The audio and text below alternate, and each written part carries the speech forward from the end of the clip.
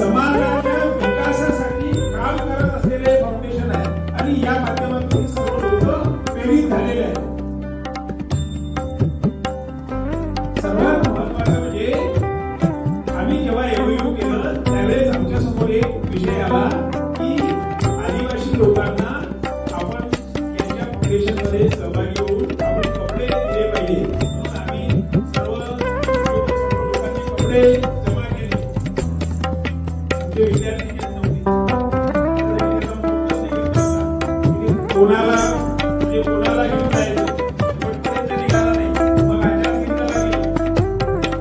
आचारसंहितेमध्ये गेलं. त्याच्यानंतर विधानसभेची लोकसभेची संपली. विधानसभेची लागली. मग आम्ही म्हटलं तेव्हा जाऊ. विषय तिथे संपून गेला. कारण 6 महिने त्याच्यामध्ये गेले आणि वर्ष संपत आलं. आपल्या लोकांनी जवळपास 4-5 नेल्या लोकांनी अजूनही ठेवलेल्या आहेत.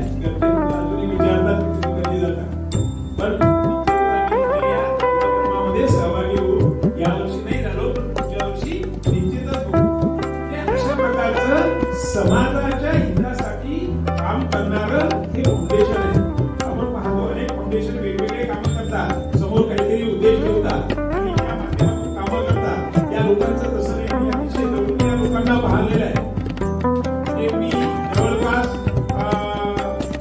20-22 वर्ष यांच्यासोबत काम केलेलं आहे. म्हणजे अतिशय उदार आणि दिलदार मनाचा हा माणूस आहे की कोणाला काय द्यायचं अंगावरचे कपडे सुद्धा यायचे इथपर्यंत या माणसाचं काम आहे.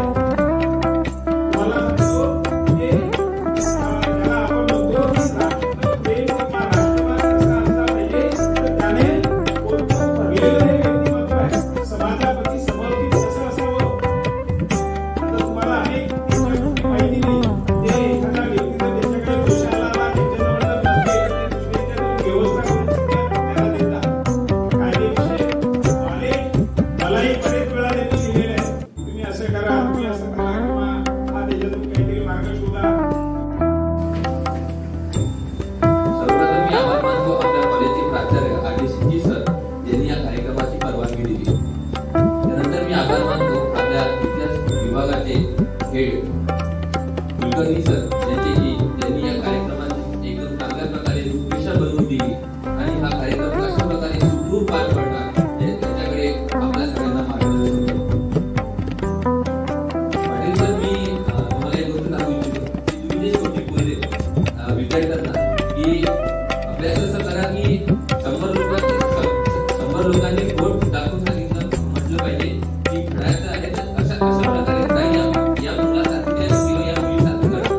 हे शब्द मला वाटते की सर्व विद्यार्थ्यांसाठी हे प्रेरणा करतात.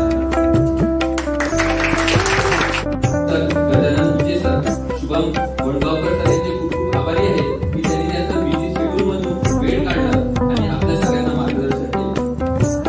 आपल्या कॉलेजचे सोशल सेवक गजानन दादा यांचे पण मी आभारी आहे की त्यांनी या कार्यक्रमासाठी असेंब्ली हॉल पूर्णपणे तयार करून ठेवले, स्वच्छ ठेवले आणि त्याची अरेंजमेंट केली.